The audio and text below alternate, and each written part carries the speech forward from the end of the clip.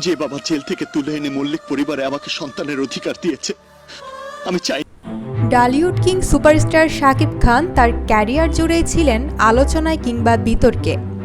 ব্যক্তিগত সম্পর্কের দ্বন্দ্ব, একের পর এক সিনেমা করার পাশাপাশি রয়েছে বেশ কিছু চমক। চলুন এবার জেনে নেই শাকিব খানের ক্যারিয়ারে ঘটে যাওয়া বিতর্কিত ঘটনাগুলো।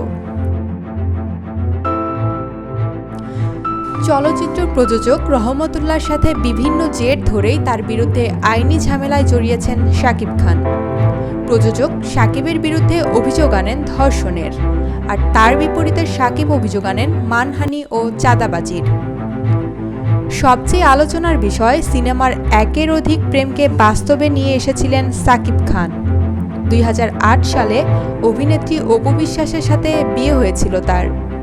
2017 সালে অপু বিশ্বাস বাংলাদেশের এক টিভি চ্যানেলে বসে শাকিবের সঙ্গে দাম্পত্যে থাকার কথা ঘোষণা করেছিলেন। নিজের ছেলেকেও সঙ্গে এনেছিলেন তিনি। তারপর সম্পর্ক তিক্ত হয়ে যায়। 2018 সালের 22শে ফেব্রুয়ারি ডিভোর্স হয় তাদের। এরপর একইভাবে 2018 সালের 20 জুলাই শবনম বুবলিকে বিয়ে করেছিলেন শাকিব খান। বুবলি জানান, তার এবং শাকিবের সন্তান রয়েছে, যার নাম শেহজাদ খান বীর। ছেলেকে পিতৃপরিচয় দিয়েছেন শাকিব। এই দম্পতিকে ঘিরেও তৈরি হয় একের পর এক বিতর্ক।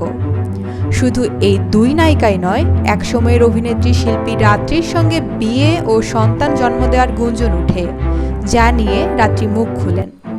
তার ছেলে শাকিব খানের বড় সন্তান বলে দাবি করেন তিনি। এদিকে পূজা চেরির সাথে সম্পর্ক নিয়েও হয়েছিল কানাঘুষা। এ নিয়েই মিডিয়া পাড়ায় শুরু হয়েছিল নানা গুঞ্জন। এছাড়াও শাকিব খান বেফাঁস বক্তব্যের মাধ্যমেও সমালোচিত হয়েছেন বহুবার। 2017 সালের দিকেও অভিনেতা ফারুককে নিয়েও অবমাননাকর বক্তব্য দেওয়ার কারণে শীর্ষ এ নায়কের সদস্যপদ বাতিলের সিদ্ধান্ত নেয় চলচ্চিত্র শিল্পী সমিতি। কেরিয়ারের শুরুর দিকে বেশ বেগ পেতে হয় তাকে। বিভিন্ন সময় সমাজের শত্রু, বিষে ভরা নাগিন সিনেমার মতো বিভিন্ন অশ্লীল সিনেমায় অভিনয় করে বিতর্কিত হয়েছেন শাকিব খান।